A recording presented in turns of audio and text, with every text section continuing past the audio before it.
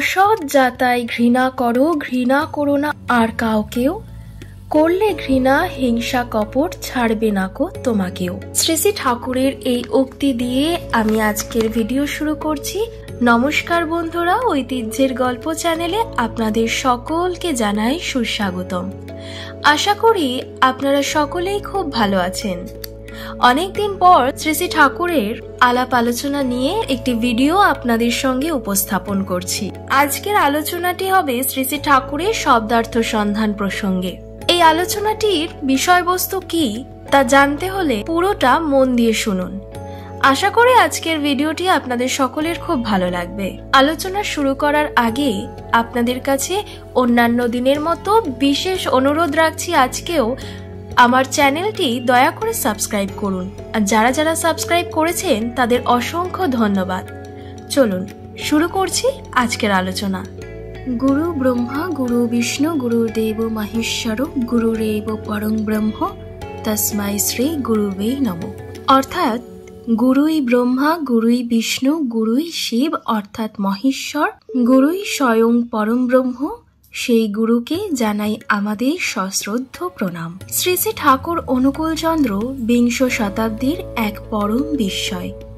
তার জীবন দর্শনের যথোচিত মূল্যায়ন অদ্যাবধি হয়নি। শিক্ষা, সংস্কৃতি, কৃষি, শিল্প, সাহিত্য, রাজনীতি, সমাজনীতি ও সুপ্রজনন প্রভৃতি বিষয়ে তিনি অনন্য সাধারণ দৃষ্টিভঙ্গির পরিচয় রেখে গেছেন। তার পাঞ্চভৌতিক দেহ পঞ্চভূতে বিলীন হলেও তিনি ছিলেন, তিনি আছেন এবং তিনি অনন্তকাল আমাদের মধ্যে থাকবেন। তার চিন্তাধারা যুগ যুগ ধরে মানুষের মনে প্রেরণা যোগাবে। তিনি যা দিয়ে গেছেন তা শুধু বাংলার নয়, সমগ্র বিশ্বের অমূল্য সম্পদ। এ যুগে সাহিত্য ভাণ্ডারে পুরুষোত্তম শ্রী শ্রী ঠাকুর অনুকূলচন্দ্রের যে বিপুল অবদান, তার মর্মার্থ অবগত হতে গেলে তার চিন্তার উৎস, প্রকৃতি ও বৈশিষ্ট্য সম্বন্ধে বিশেষভাবে অবহিত হতে হবে। তা না হলে অনেক জ্ঞান থাকা সত্ত্বেও তিনি ঠিক কি কি বলতে চাইছেন তা আর ধরা যাবে না। শ্রী শ্রী ঠাকুর শব্দগুলিকে যেভাবে জানতে এবং শব্দার্থগুলিকে যেভাবে ধরতে ও বুঝতে শিখিয়েছেন তা স্বকীয় বৈশিষ্ট্যে সমুজ্জ্বল। আমাদের মনে রাখতে হবে এই অর্থগুলি তার নতুন সৃষ্টি নয়, এগুলি ছিল অভিধানের মধ্যে, শব্দের ধাত্বর্থের মধ্যে। তিনি সেগুলো আবিষ্কার করে লোকচক্ষুর সামনে এনে দিয়েছেন। যা ছিল অস্পষ্ট তিনি তাকে আরো স্পষ্ট করে দিয়েছেন। ইংরেজি ভাষায় বলতে গেলে একে ডিসকভারি বা আবিষ্কার বলা যেতে পারে। তিনি বলেছেন প্রতিটি শব্দেরই ধাতু আছে, আর ওই ধাতুর অর্থের মধ্যেই ওই শব্দের প্রকৃত অর্থটি নিহিত থাকে। শ্রী শ্রী ঠাকুরের ব্যবহৃত একটি শব্দ দীন। সাধারণত দীন শব্দের অর্থ বাংলা ভাষায় দরিদ্র। এই দীন হলো দয়ের দীর্ঘী দন্তের ন। দীন শব্দের লৌকিক অর্থ হলো অত্যন্ত দরিদ্র, ক্ষুদ্র, ব্যথিত, ভয়ার্থ ইত্যাদি। তার চিঠি বইটিতে বহু চিঠির শেষে শ্রী শ্রী ঠাকুর নিজেকে দীন আমি বলে উল্লেখ করেছেন। সেখানে দীন আমির অর্থ কি দরিদ্র আমি? সংস্কৃত দ্বি ধাতু থেকে দীন শব্দ হয়েছে। দ্বি ধাতুর অর্থ যেমন ক্ষয়, বিনাশ ইত্যাদি হতে পারে, আবার তেমনি উজ্জ্বলতা, দীপ্তিও হতে পারে। দীন শব্দের মধ্যে ওই শেষোক্ত অর্থই বিদ্যমান। যে ব্যক্তিত্ব অসৎকে অপসারিত করে লোকহিত তথা ইষ্টার্থীর সেবা, সাহায্য ও সহযোগিতার মাধ্যমে স্বমহিমায় দেদীপ্যমান চরিত্রের অধিকারী হয়ে উঠেছেন, একমাত্র তিনিই হলেন দীন। এছাড়াও আরবি দীন শব্দের অর্থ এখানে সঞ্চারিত। আরবি দীন মানে ধর্মবিশ্বাস। ব্যক্তিকে বোঝালে তিনি হন ধর্মবিশ্বাসী। অন্যভাবে বলা যেতে পারে ঈশ্বর সংন্যস্ত যিনি, তিনিই হলেন দীন। এই অর্থগুলির দ্বারা দীন ও আমির তাৎপর্য বুঝতে কোনো অসুবিধা হয় না। শ্রী শ্রী ঠাকুরের ব্যবহৃত আর একটি শব্দ দয়াল।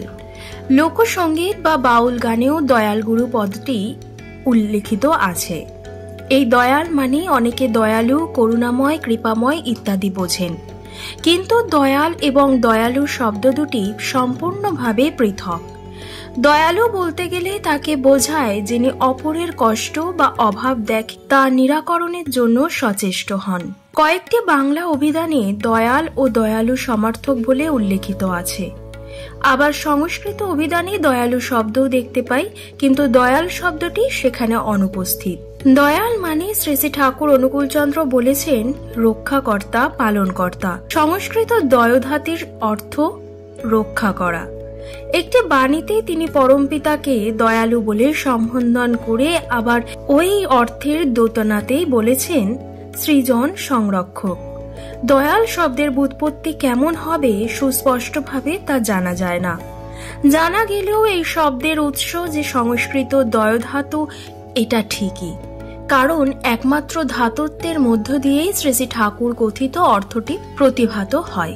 রক্ষা পাওয়ার চলন বলতে আমরা কি বুঝবো? একটি উদাহরণ দ্বারা ব্যাপারটা বোঝানোর চেষ্টা করা যাক। কারো ছেলের হয়তো গুরুতর অসুখ হয়েছে, ছেলের সুস্থতার জন্য সে ঠাকুরের চরণে আকুল হয়ে প্রার্থনা জানাচ্ছে, কিন্তু শুধু মুখে প্রার্থনা জানিয়েই সে চুপ করে বসে থাকছে না। সেই সঙ্গে সে উপযুক্ত অভিজ্ঞ ডাক্তার আনছে, ছেলেকে দেখাচ্ছে এবং ডাক্তারের কথা মতো ওষুধপথ্য দিয়েও খাওয়াচ্ছে।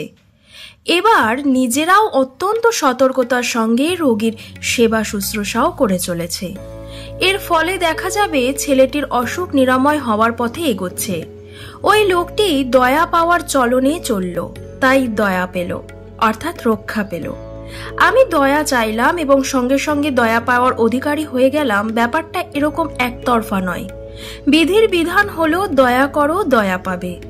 এই জন্য শ্রী শ্রী ঠাকুর অনুকূলচন্দ্রের কাছে কেউ দয়া ভিক্ষা করলে তাকেও বলতে শোনা যেত, তুমি আমাকে একটু দয়া করো, অর্থাৎ আমার বিধানকে রক্ষা করে চলো।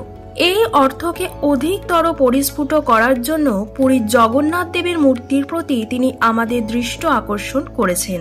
জগন্নাথ দেবের মূর্তিতে আমরা দেখতে পাই প্রভু জগন্নাথের হাত নেই। এ কেমন কথা? স্বয়ং জগতের যিনি নাথ তার দুখানা হাত নেই। এর কারণ বিশ্লেষণে শ্রী শ্রী ঠাকুর চিন্তার এক নবদিগন্ত উন্মেচন করে দিয়েছেন। তিনি বলেছেন, হস্তবিহীন হয়ে জগন্নাথ দেব যেন বলছেন, আমি ধরব না, তুমি আমাকে ধরো, আমার অভিপ্রেত চলনে চলো, তোমার প্রতিটি চিন্তায় প্রতিটি কর্মে আমার বিধান রক্ষা করে চলো। আমার নির্দেশিত পথে চললে তোমাকে আর অনিষ্টের কবলে পড়তে হবে না। তোমার ভক্তিপথে এমনতর চলার ভিতর দিয়ে স্বতঃস্ফূর্তভাবে দয়া নেমে আসবে, দয়া ভিক্ষা করতে হবে না। জগন্নাথ দেবের হাত নাক থাকার তাৎপর্য এই। আর এই হলো শ্রী শ্রী ঠাকুর কথিত দয়া করে দয়া পাওয়ার যেন প্রেরণাদায়ী চিত্র।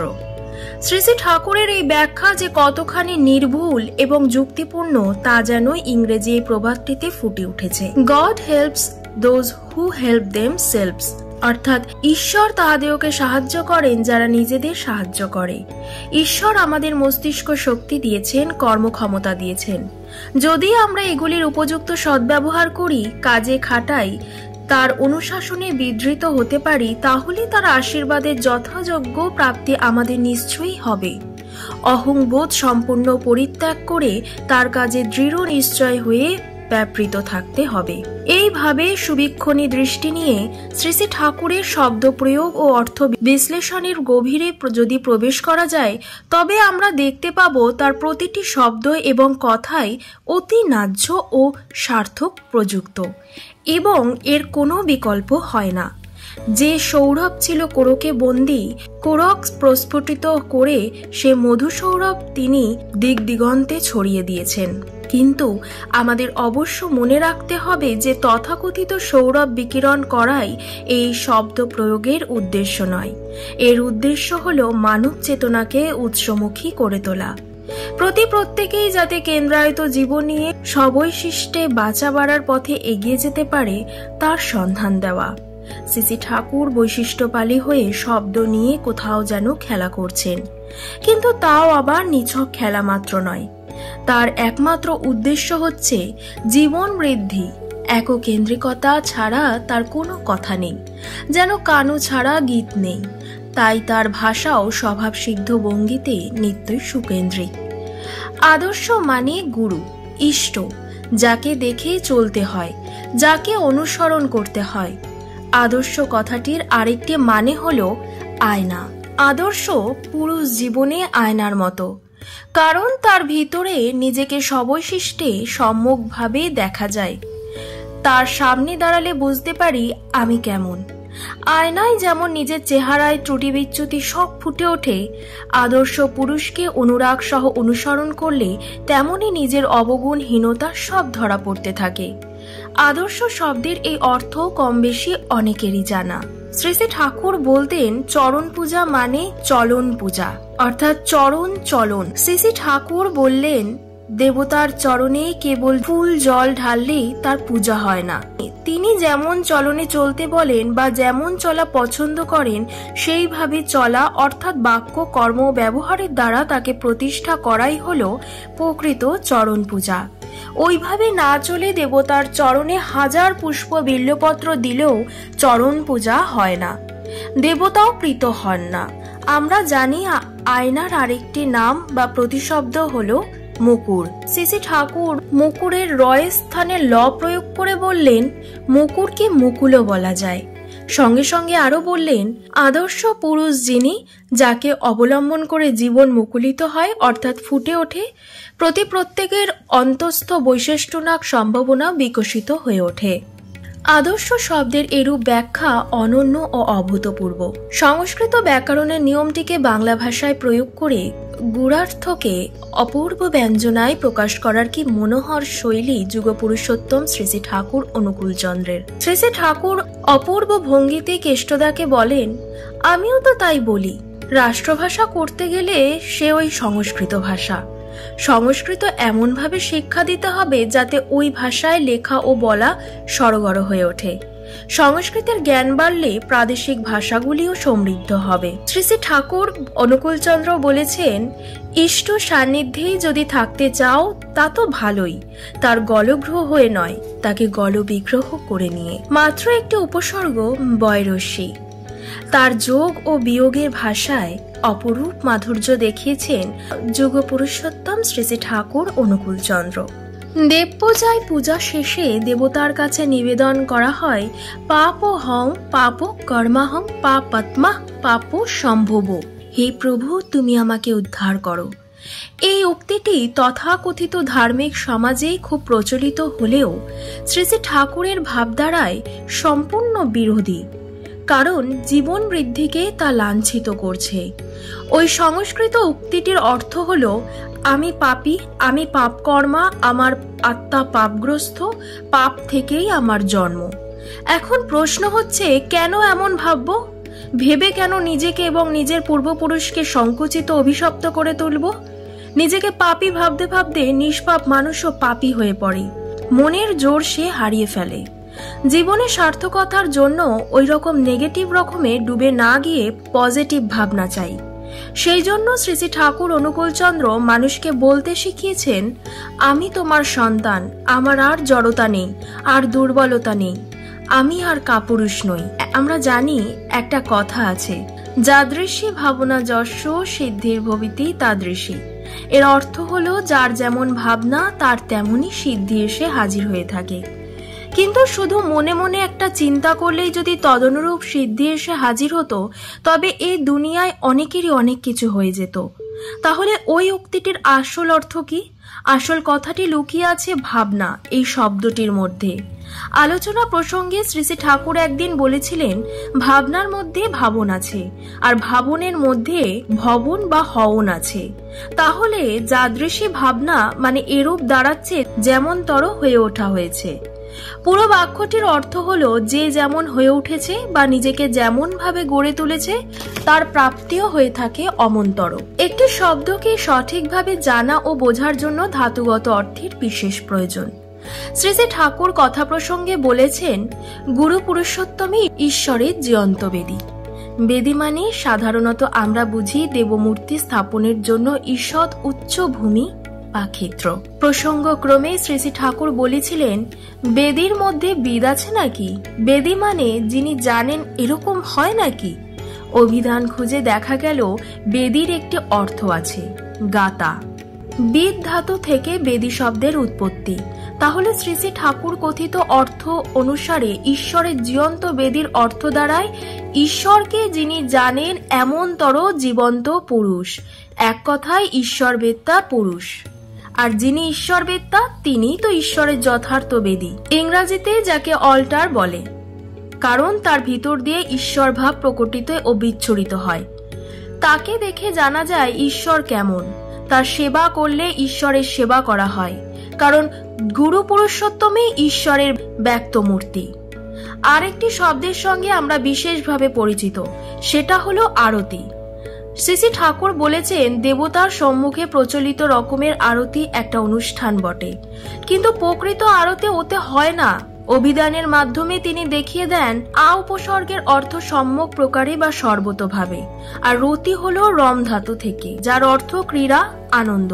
তাহলে যার পূজা করছি তাকে প্রীতি ও নন্দিত করার জন্য যে অনুষ্ঠান তাকেই বলা হয় আরতি।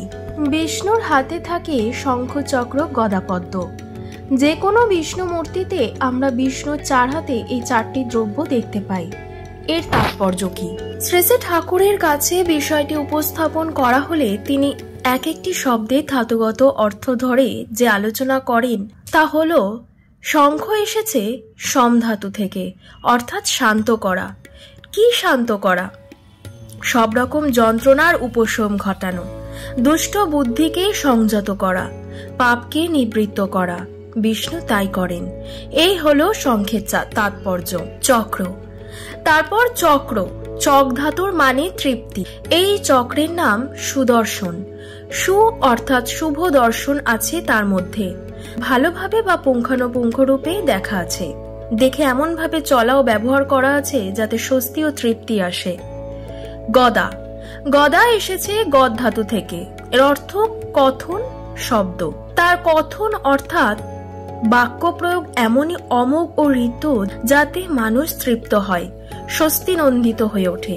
সর্বশেষে আসছে পদ্মের কথা। পদ ধাতু মানে গতি, স্থৈর্য, প্রাপ্তি। জগতের পালক বিষ্ণু, কিন্তু সে চলা উদ্দেশ্যহারা বা অসমঞ্জস নয়। তার মধ্যে ধীরতা, স্থিরতা আছে। আর এমনতর চলনই মানুষকে জয় ও উপভোগের প্রাপ্তিতে ভরপুর করে তোলে। এই হলো পদ্মের তাৎপর্য। এইভাবে বিশ্লেষণ করার ভিতর দিয়ে হস্তধৃত শক্তিগুলিকে যেন কিছুটা ধারণায় আনা যায়, নতুবা এক এক হাতে একটি করে শাঁখ, চাকা, গদা ও পদ্মফুল দেখে প্রকৃত বিষ্ণুত্বকে কখনো বোধ করা যাবে না। শ্রী শ্রী ঠাকুরের শব্দার্থ সন্ধান। আজকের এই বিশেষ আলোচনাটি ভালো লেগে থাকলে আপনারা লাইক, কমেন্ট, আপনাদের প্রিয়জনকে শেয়ার করতে পারেন। আজকের মতো এই পর্যন্তই। আবারও আসবো অন্য কোনো দিন শ্রী শ্রী ঠাকুরের অন্য আরেক আলোচনা নিয়ে। ততক্ষণ ভালো থাকুন, সুস্থ থাকুন। আমার চ্যানেলটি অবশ্যই সাবস্ক্রাইব করুন।